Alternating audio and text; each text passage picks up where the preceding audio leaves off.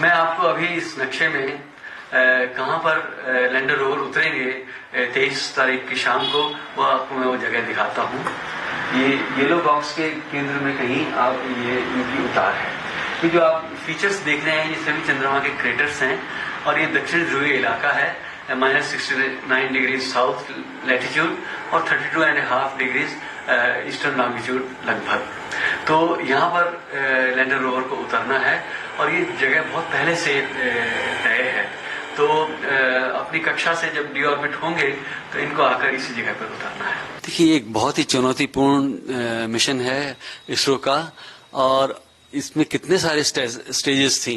यानी कि पहले अर्थ ऑर्बिट में चंद्रयान 3 को डाला गया, उसके बाद मून ट्रांसफर ट्रेजेक्ट्री में इसको भेजा गया, चंद्रमा की तरफ भेजा गया, चंद्रमा की कक्षा में जाकर ये जा पहुंचा और उसके बाद जो है प्री लैंडिंग ऑर्बिट में लैंडर और रोवर आ चुके हैं। ये सारी स्टेजेस जो हैं बड़ी ही एक्यूरेटली और एज टेक्स्ट बुक जो हैं अब तक हुई हैं।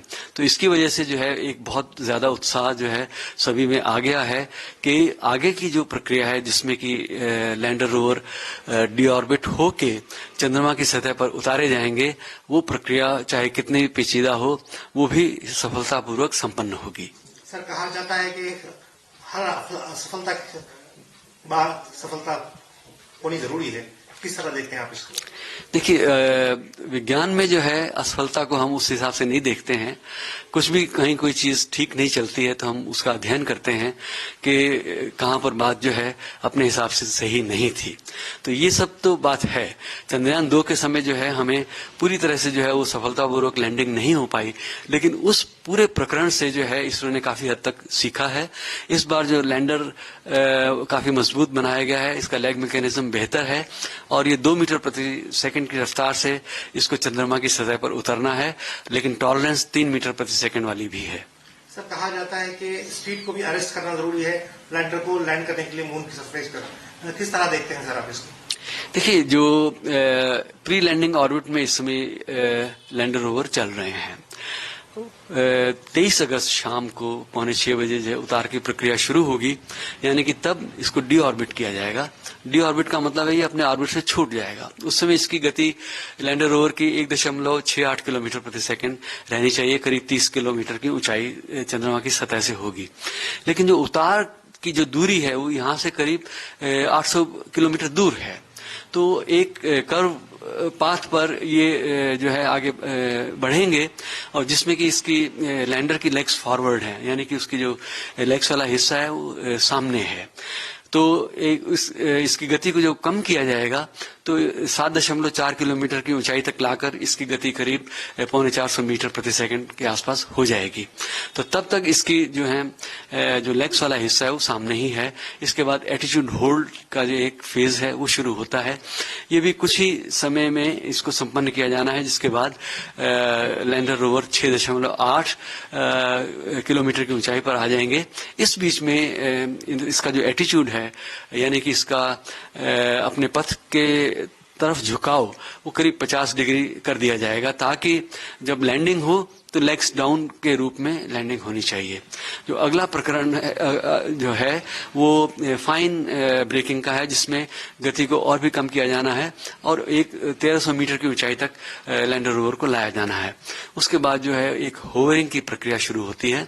होवरिंग में आप तय करते हैं कि आप एग्जैक्टली उसी स्थान पर उतरना चाहते हैं या उससे थोड़ा हट के उतरने की जरूरत है। तो उस समय जो है hazard detection and avoidance cameras के जरिए ये पता लगेगा कि उतार की जो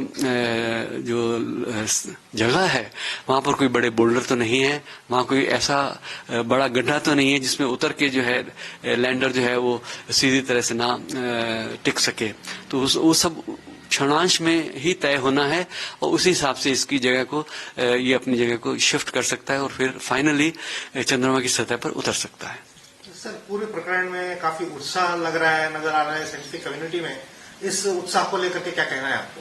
देखिए, इसरो ने काफी हद तक जो है अपनी तरफ से तसल्ली कर ली है, लेकिन ये तसल्ली हमेशा आप बार बार जांच प्रक्रिया करते रहते हैं। तो जब से प्री लैंडिंग ऑर्बिट में लैंडर रोवर गए, तब से लेके विभिन्न प्रकार की कमेंट्स जो इनको दी गई हैं, वो सिस्टम ने उसी तरह से रिस्पॉन्ड भी किया है।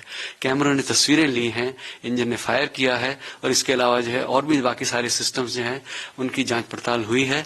और इस बीच में जो ट्रेजेक्ट्री का जो है एक किस्म से रिवीजन हुआ होगा, वो सब किया गया है, ताकि इनिशियल पैरामीटर्स जो हैं ट्रेजेक्ट्री के वो फाइनलाइज कर लिए जाएं, और उसी हिसाब से जो तयशुदा ट्रेजेक्ट्री है उसी पर जो है ये लैंडर रोवर आगे चलेंगे। सर, जिस तरह का मैकेनिज्म फिक्स किया गया है इस पूरे रोवर पे, किस तरह पूरी उम्मीद है आप इस कामयाबी के सिलसिले में? देखिए, एक तो सबसे बड़ी बात इस समय जो है डी ऑर्बिट होके एक इच्छित स्थान पर लैंड करने की है। उसके बाद जो है थोड़ा कुछ घंटों का इंतजार होगा, जब सारी धूल आसपास की पूरी तरह से सेटल हो जाए, और फिर जो है लैंडर का पल्लू खुलेगा और रोवर धीमी गति से है बाहर स्लाइड करके आएगा।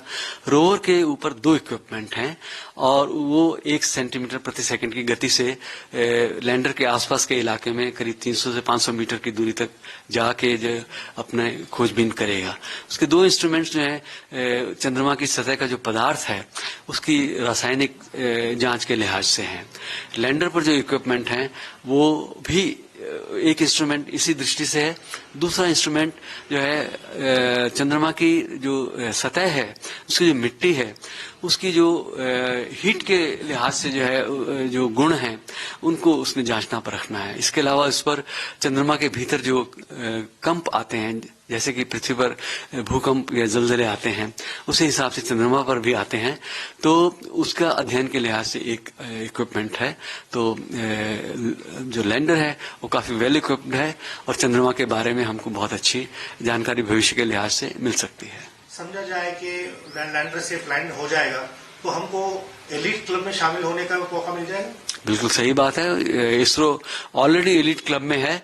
हाँ, ये बात है कि चंद्रमा पर सेफ उतरने वाले देशों में भारत चौथा देश हो जाएगा, और दक्षिणी ध्रुव में के इलाके में जाने वाला सबसे पहला देश होगा।